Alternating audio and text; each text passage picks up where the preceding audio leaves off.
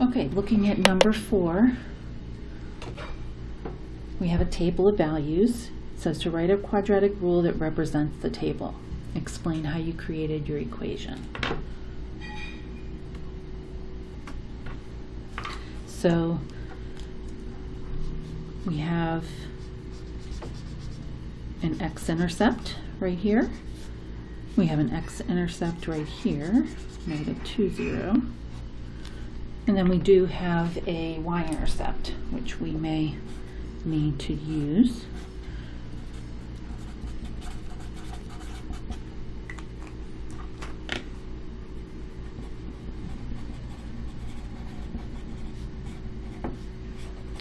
Okay, so I'm going to take the x-intercepts and write an expression.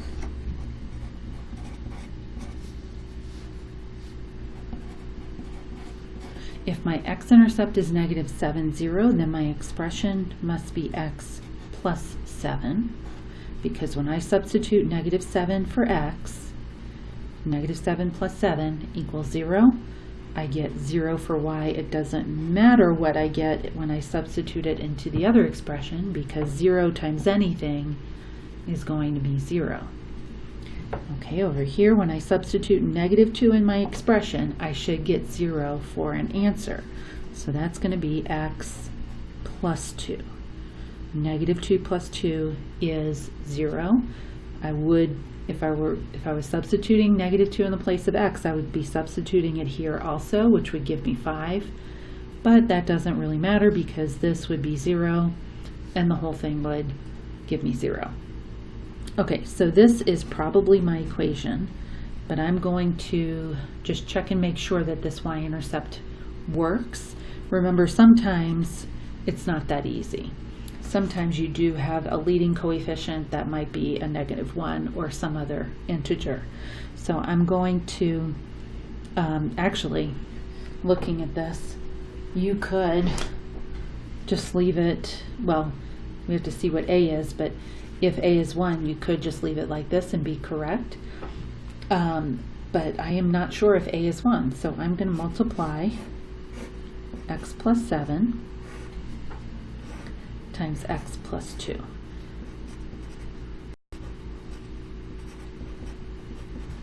So that's going to give me x squared plus 9x plus 14.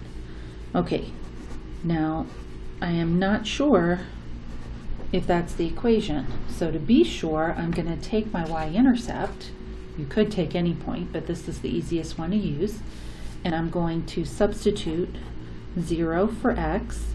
And if I get 14 for y, then I know that this is my equation, that a is 1. If I don't, it will give me the value of a. So let's put 0 in the place of x. That's going to be 0 squared plus 9 times 0 plus 14. All of that's being multiplied by a, and that should give me a y value of 14. Well, 0 squared, that's 0. 9 times 0 is 0. So this gives me 14 times a is 14, and if I solve for a, if I divide by 14 on both sides, a is equal to 1. So this is my equation. Y equals x squared plus 9x plus 14. And I would just say go ahead and multiply your two expressions and write it in standard form. I should look at the rubric and see what it says, but that's not really a hard step to do, hopefully. And write your answer like this. Let's not leave it like this, just in case the rubric says you only get full credit for standard form. Okay, number 5 is basically the same thing. It's kind of hard to see where these x-intercepts are. This is at 3, 0, and this is at -4, 0, so it's the same process. You've got your x-intercepts.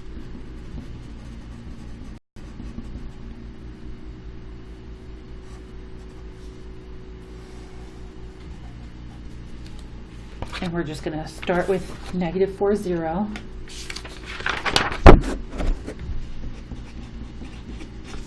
30 and write our expressions. So my expressions would be x plus 4 and x minus 3. Not sure what a is. Actually, looking at this is turned upside down. So I know it is not going to have a positive coefficient for x squared. It's going to be negative. So we do need to solve for a. I'm sure it's -1, but it might be -2 or -3. Okay, so I'm going to multiply x plus 4 and x minus 3, which would give me x squared. Okay, so y, or actually, yeah, let's go ahead and write this out. Y equals a times x squared, positive 4 and -3. Remember, you're combining those. These are like 4 positive blue x tiles and 3 negative red x tiles. If you combine the red and the blue and they canceled out, you'd be left with 1 x tile minus 12. Okay, so now let's take our y-intercept. What is my y-intercept? 0, 12. And let's go ahead and substitute that. So I'm going to substitute 0 for x and 12 for y. So that's going to give me 12 equals a times 0 squared plus 0 minus 12. Well, 0 squared is 0. 0 plus 0 is 0. So I get a times -12 equals 12. Divide both sides by -12 to get a by itself. So a is -1. So my equation is y equals -1 times x squared plus x minus 12. If I distribute that -1, you can think of it as distributing a -1. You can think of it as just changing the sign of each of these. I would get y equals -x squared minus x plus 12 for my equation. And if you're using a calculator on both number 4 and number 5, I would encourage you to check and see if you did it correctly. I'm going to do that really quickly with number 4. So this was 4. Okay, and this was 5. Take number 4. X squared plus 9x plus 14. And I'm going to just look at the table. So I think if you just do enter and then it's going to graph it. And remember, that was the one, oh no, I'm thinking another one. Anyway, you can look at your table and see if you have the same table that you have for number 4. -7, 0, -6, 4, and that's a great way to check and see if you're on the right track. Okay, and then for number 5, I'm going to enter. Now remember to be careful with negative. A negative on a graphing calculator is different from a minus sign. So -x squared minus x plus 12. Okay, let's go ahead and graph it. Okay, now maybe that's our graph, maybe it's not. I know that this had the x-intercepts -4 and +3 and a y-intercept of 0. So again, I could look at my table. For the calculator at school, Control T. Let's see if we have an x-intercept of -4, yes. X-intercept of 3, yes, and there's the y-intercept of 0, 12. And if you wanted to check other points, you could, but chances are, if you've got those correct and you did the right process, you're in good shape. Okay, we're almost done. Number 6, solve the equation by completing the square. Show all your work. So we spent a lot of time on completing the square for many reasons.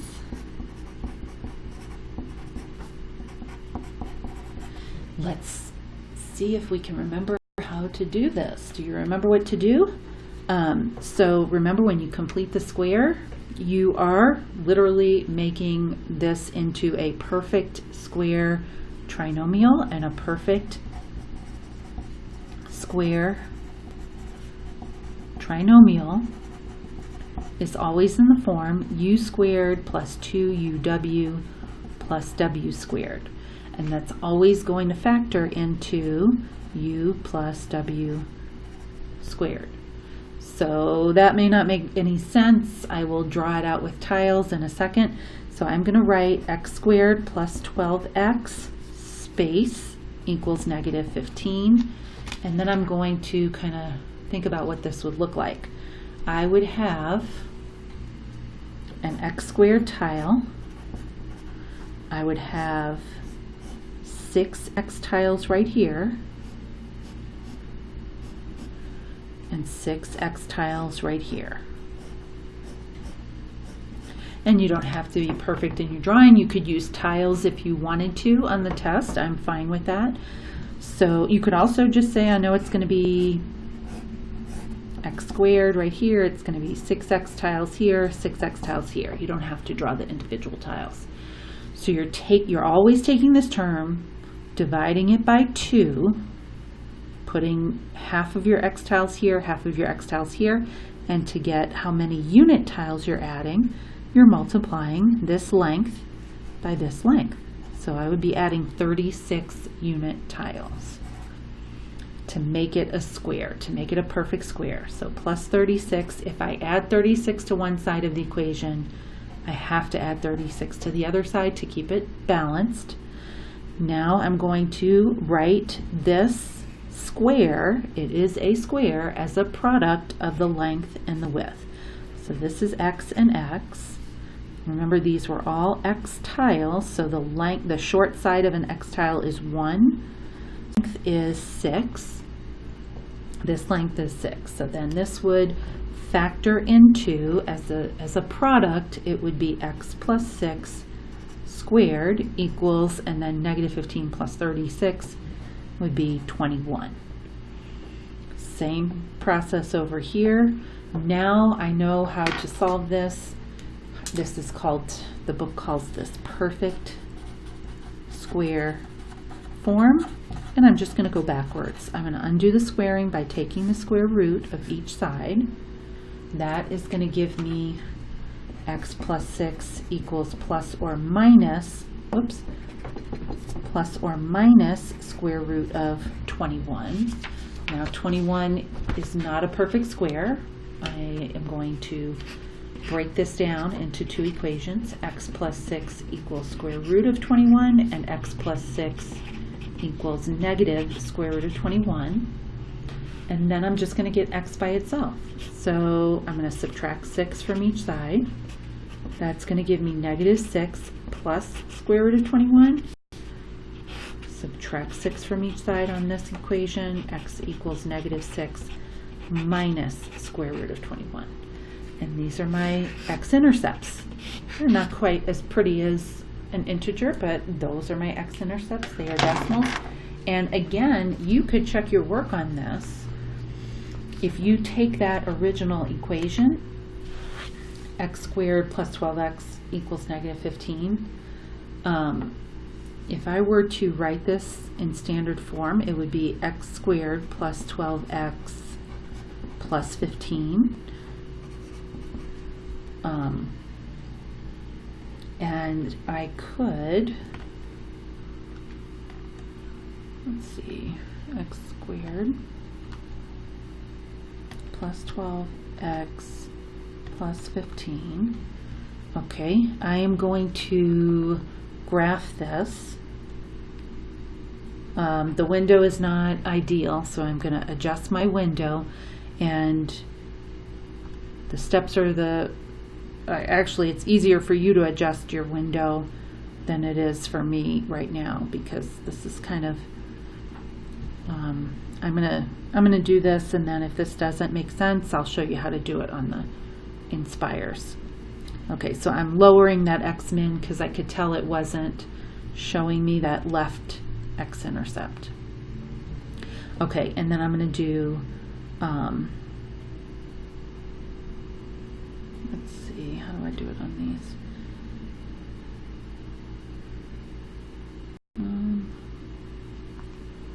No, that's not it. That's it. Okay, on your calculator at school, it's menu, analyze graph, 0. For me, it's different, but it's still finding the 0, and it's asking me for the left bound.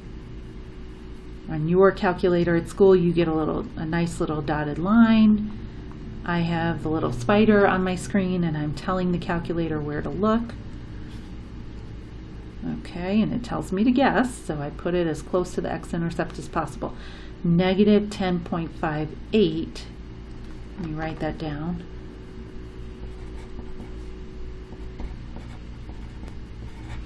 Okay, I'm going to do this other x-intercept, so let's see.